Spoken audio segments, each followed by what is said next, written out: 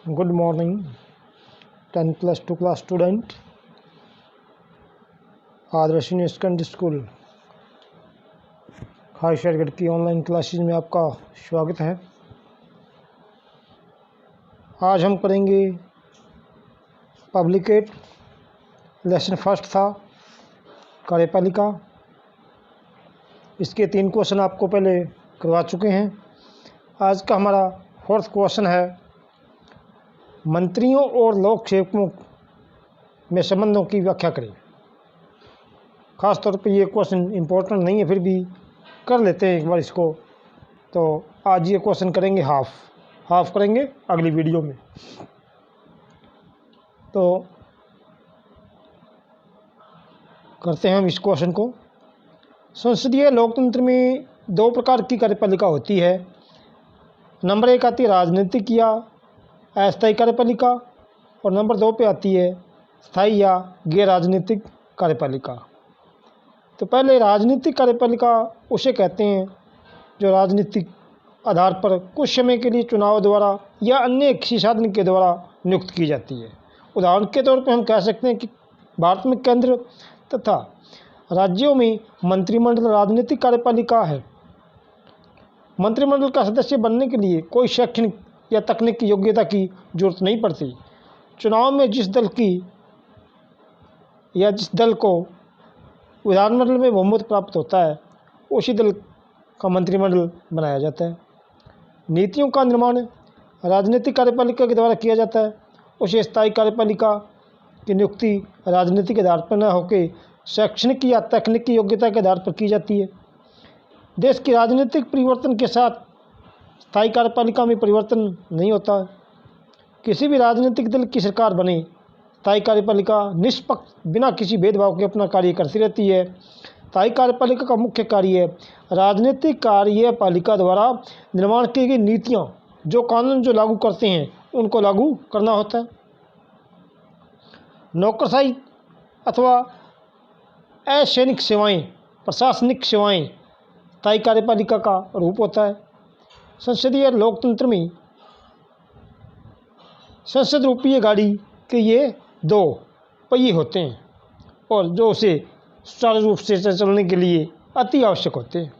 संसदीय शासन प्रणाली में मंत्रिमंडल जो वास्तविक कार्यपालिका है, प्रशासन को विभिन्न भागों में बांटा गया है, और प्रत्येक विभाग किसी न किसी मंत्री के अधीन होता है। मंत्री अपने विभाग के प्रशासन के लिए जिम्मेवार होता है। प्रत्येक विभाग में स्थायी कर्मचारी होते हैं जो विभाग के प्रशासक को कुशलतापूर्वक चलाने के लिए मंत्री की सहायता करते हैं। मंत्रियों और लोक सेवकों के पारस्परिक संबंधों में मतभेद पाया जाता है। कुछ विद्वानों का यह कहना है कि स्थायी कर्मचारी का महत्व इतना बढ़ गया है कि इंग्लैंड में यह आम कहा जाने लगा है। यहाँ की वास्तविक शासन मंत्रियों द्वारा न चलाकर स्थायी कर्मचारियों द्वारा चलाया जाता है। मंत्री लोक सेवकों को संकेतों पर चलते हैं तथा उनके हाथों में खिलौना बनकर कार्य करते हैं। मंत्री को स्थायी कर्मचारियों की इच्छा के अनुसार कार्य करना पड़ता है। इसलिए हम इनको ये भी कह सकते हैं कि मंत्री सरकार को चलाते हैं और स्थायी कर्मचारी मंत्रियों को चलाते हैं। इस मत के विपरीत कुछ विद्वानों ने यह भी कहा है कि ब्रिटेन तथा अन्य संसदीय लोकतांत्रिक देशों के अंदर नौकरशाही में आधिपत्य की बात करना एक बड़ी गलत बात है, बड़ी भ्रमीय बात है। ये कि यद्यपि प्रशासन लोक सेवकों द्वारा चलाया जाता है और मंत्री भी लोक सेवकों के काफ़ी प्रभावित होते हैं, परंतु फिर भी वास्तविक निर्णय जो शक्ति होती है वो मंत्रियों के अंदर ही निहित होती है। लोक सेवकों को मंत्रियों द्वारा लिए गए निर्णयों के अनुसार ही कार्य करना पड़ता है। इसके अंदर एक लास्की ने ये सही कहा है कि दोनों के संबंध वस्तुतः उनके व्यक्तिगत पर आधारित होते हैं।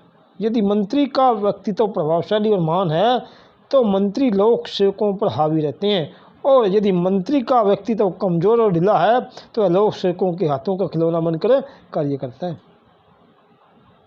आगे आता है इसके अंदर मंत्रियों पर लोक सेवकों का प्रभाव, कि जो मंत्री होते हैं उनके ऊपर लोक सेवकों का क्या प्रभाव पड़ता है।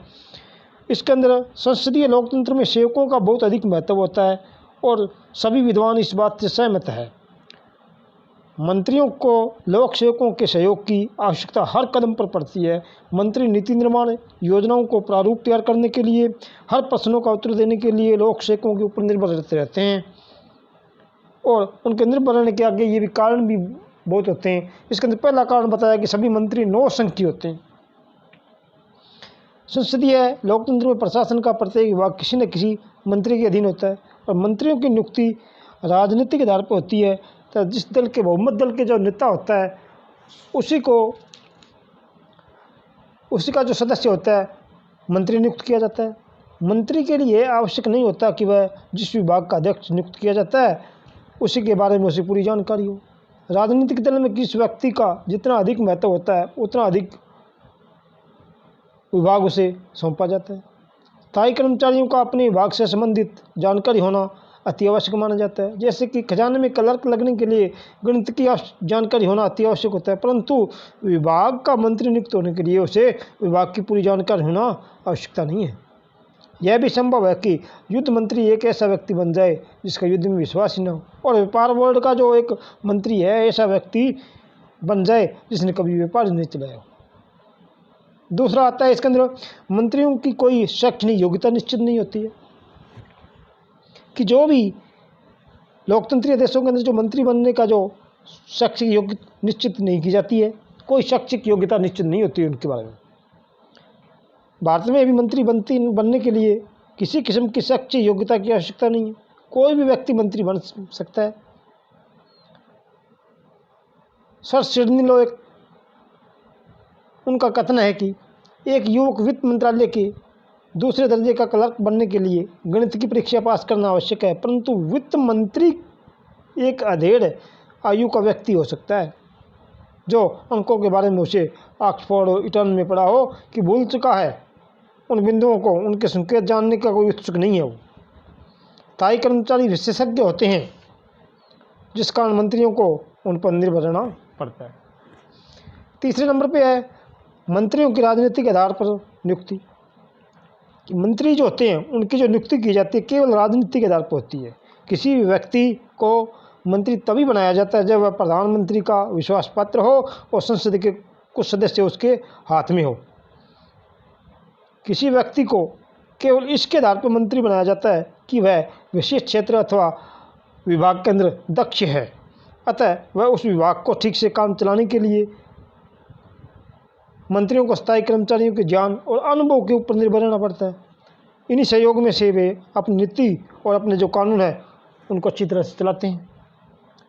चौथा आता है इसके अंदर निश्चित अवधि का न होना, कि जो मंत्री होते हैं उनके निश्चित अवधि के लिए नियुक्त नहीं किए जाते। मंत्री अस्थायी रूप से अपने पद पर रहते हैं, इनका कार्यकाल निश्चित नहीं होता। किसी भी विभाग के स्थायी अध्यक्ष नहीं होते, वे आते हैं और सेक्शन पूरा करके चले जाते हैं। उनके विभागों में प्रधानमंत्री जब चाहे परिवर्तन कर सकता है। इस स्थिति को से आशा नहीं की जा सकती कि विभागों में जो समस्त बारीकियां हैं उनका ज्ञान लेने और उन्हें एक समय के लिए प्रशासक का पूरा ज्ञान प्राप्त करना असंभव होता है। 5वें नंबर पे आता है समय का अभाव पाया जाता है। मंत्री केवल अपने विभाग का अध्यक्ष ही नहीं होता बल्कि वह संसद के सदस्य तथा अपने दल का बहुमहत्वपूर्ण सदस्य होता है और वह अपने निर्वाचन क्षेत्र का प्रतिनिधित्व भी करता है। अतः मंत्री को अपने विभाग की देखभाल करने के लिए साथ साथ और भी बहुत से काम करने पड़ते हैं, जैसे कि संसद की बैठकों में भाग लेना, बिलों को पास करना, विरोधी दल की आलोचना सुनना, आलोचना का उत्तर देना, विरोधियों के साथ संपर्क बनाए रखना आदि। नंबर 6 पे आता है समस्याओं की पृष्ठभूमि का पता नहीं होता, कि जो प्रत्येक मंत्री होता है उसके विभाग से संबंध रखने वाली अधिकतर उन्हीं समस्याओं को से सामना करना पड़ता है जिनका सामना उससे पहले मंत्री करते आए हैं। अर्थात उसके सामने कोई नई समस्या नहीं आती है, बल्कि पीछे से चली आ रही समस्या है ना, उसी को उसको सुलझाना होता है। और मंत्री को इन समस्याओं की पृष्ठभूमि का पता भी नहीं होता कि स्थायी कर्मचारियों को उन समस्याओं का प्रारंभ और सुलझाने तक के लिए किए गए कार्य या प्रयत्न, उनके परिणाम आदि का पूरा पता होता है नहीं होता। जो इनसे जो पीछे जो मंत्री होते हैं वो भी स्थायी कर्मचारियों के ऊपर निर्भर रहना पड़ता है उनको, और उनकी सलाह के अनुसार ही भविष्य में उसको भी उन समस्याओं को हल करने के लिए कदम उठाने पड़ते हैं। और केवल पूर्ण रूप से नई समस्याओं को हल करने में प्रत्येक मंत्री अपने दृष्टिकोण का आरंभ कर सकता है। तो ये था इसका आज का हमारा हाफ क्वेश्चन। हाफ इसका अगली वीडियो में करेंगे। इसको आपको याद करना है बढ़िया ढंग से। धन्यवाद।